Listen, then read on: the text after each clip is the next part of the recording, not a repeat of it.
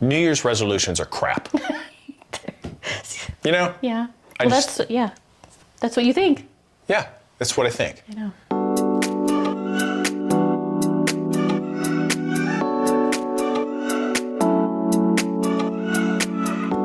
Do you know why? Why? You don't know why. Oh, I'm asking you as a question. Because you feel like they're silly, people don't ever complete them, so. Because people make New Year's resolutions, and they're usually by April, by the end of first quarter, they're dead. Done. Mm-hmm. You know, there's a reason why the gyms fill up. I don't know what, February. So usually it's like mid-January. People start thinking, I'm going to make New Year's resolutions, and this year's going to be different.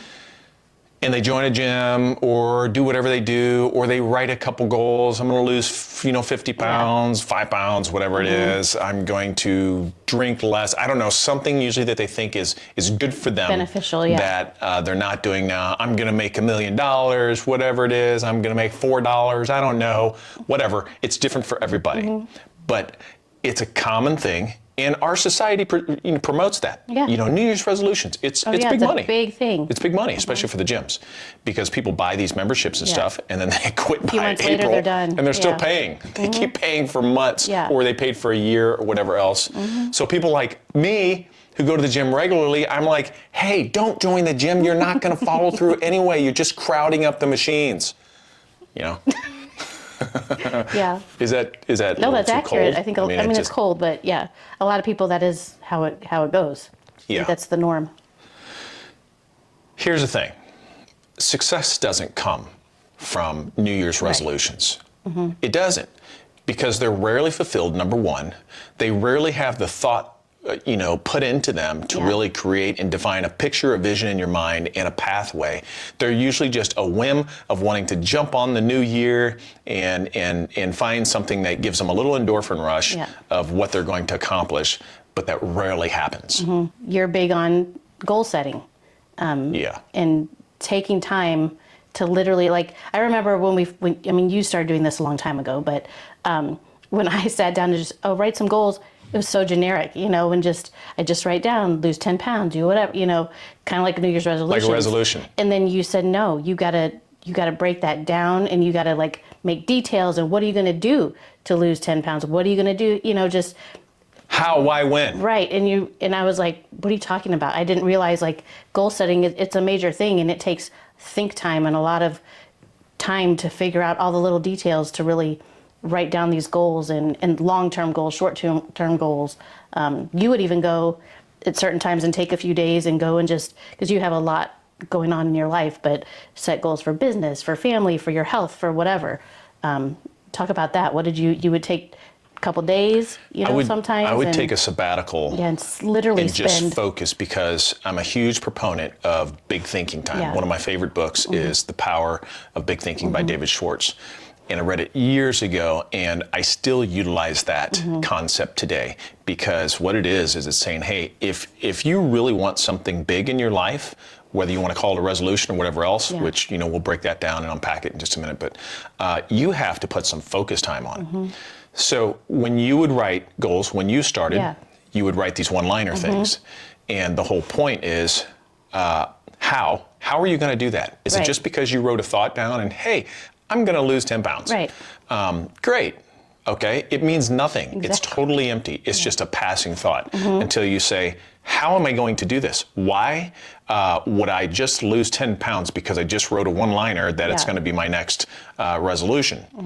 Well, when you make it a goal, what you're doing then is you're putting the time in to dissect that and build out a whole plan and say, this is how I'm going to accomplish this. And you're setting those seeds in your subconscious and everything else to work towards that. So my goal, for instance, if I were going to lose 10 pounds, I would say, okay, how am I going to do this? Number one, I'm going to have to change my diet or exercise. I mean, I don't know a lot about weight loss, but I know what everybody else knows. And I know those two things are just the basics, right? So you lay out a plan of points, how you're going to do this, so you mind map it into seeing a picture of exactly what you're going to do. That's the action side of it. Because just a thought is just a thought until you apply action to it. And you'll never reach your goals or never do anything that's worth substantial increase in your life unless you break it down and have an action plan. And I remember being so like, wow, this is because I never thought that. You never realize when you're doing, most people like doing their resolutions or whatnot, you just do the one-liners. But when you break it down like that and you really it takes a lot of time. And I remember thinking, okay, I did it. And then you're like, still saying, no, you need to break it down even more than that. I'm like, I've been doing this for hours. How'd you do it in 3 seconds? Right, because you're like, no, there's more to it. You still need to break down more and put all these little, I mean, once you do all the little details, it is like a whole new map of what you can do. It's pretty cool when you really learn how to do it. So I think when people make resolutions, they're setting themselves up for failure. I think resolutions ought to be thrown in the trash can, and you ought to look at them as, I'm setting new goals. And they don't reset in January. They stay there until I finish them, or I've taken that to the extent that I can't take it anymore, and I've realized and learned enough from going down that path of chasing that goal that it's time to shift or sidestep or whatever else. But you played it out, you finished it to the end. That's what a goal is. A goal doesn't change at the end of the year. It changes when you've completed the task and you're a new person, or you've accomplished whatever it is you're trying to accomplish. So I would take a goal, again, not a resolution, and I would break it down in all these things. And I do this pages and pages of writing and notes. So one of them was 3 years ago when we decided to, we really needed to change our focus on health. Now I have many, but this is just one.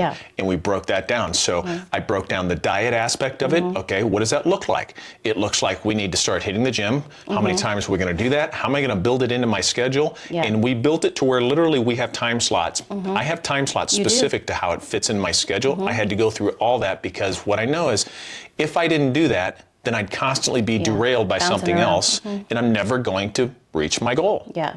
So in addition, I would say, how much water am I going to drink?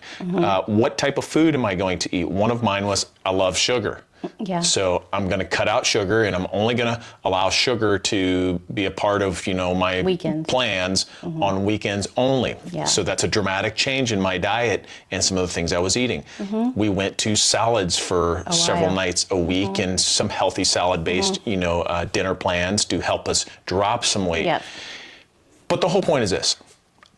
If a person is not spending the time to dig in and saying, hey, look, here's my one-liner that I'm calling a resolution. Okay, well, look, if you want to really accomplish that, and that's where the really exciting things happen, is when you accomplish something, and you finish it, and you look back on it, and you're like, wow, that was incredible. It gives you confidence, boldness. And then you're like, what can I do next? Because you're set up for success. You set yourself up for success. You have to dissect it and break down a multi-point plan of exactly how you're going to do it. Because if you just think, because you said, I'm going to do X, it's going to happen. Statistically speaking, not likely. So. I agree. And still even, and I'm not, you're very goal-oriented and you are very disciplined. Not everyone is disciplined, me. Anyway, so I remember one goal that I accomplished was one year, I think I wrote down, read 15 books or whatever this year. And I surpassed that. And I was so happy the one year that I did that. Does it feel good when you actually accomplished a goal and it that was you like, set out to do? Yeah, it actually happened. But I want to talk about you for some goals, like when you have written some really big ones at points, and they just happen. It's the weirdest thing. He writes goals, and even like they just subconsciously, not subconsciously, but through hard work, whatever, but they do come true. Like the 5-year goal, the 10-year goals, and they just happen. And like you said, it is subconsciously ingrained somehow in there. I don't know. I know, biblically speaking, words are prophecy. So when you are speaking words, they have power. As, Christ followers, we believe that. And we know that even outside of being a Christ follower, there are studies with plants and all different types of things of the power of words and how it changes the growth patterns and all kinds of weird stuff. Talk to your plants. I know. I don't talk to my plants, but I'm just saying there are strange things like that there are scientific studies that it changes somehow. So it's a deep, long topic, but I truly believe words are prophecy. So that speaks to the importance of, be careful what you say. But in the context of goals, be careful what you say to yourself, That's good, Yeah, because if you're not being honest with yourself and you're speaking junk out of your mouth and you really want to accomplish a big audacious goal, then you need to speak that goal. You need to tell yourself that you can do this. You're going to accomplish this. This is how, this is why, this is when you're going to do this. And then get after it because you plant those seeds in your mind. And then the next biggest thing I would say, and this is crucial, make sure that whatever the thing is that you're chasing, whatever the goals are, that they are in front of you and they are in front of you daily.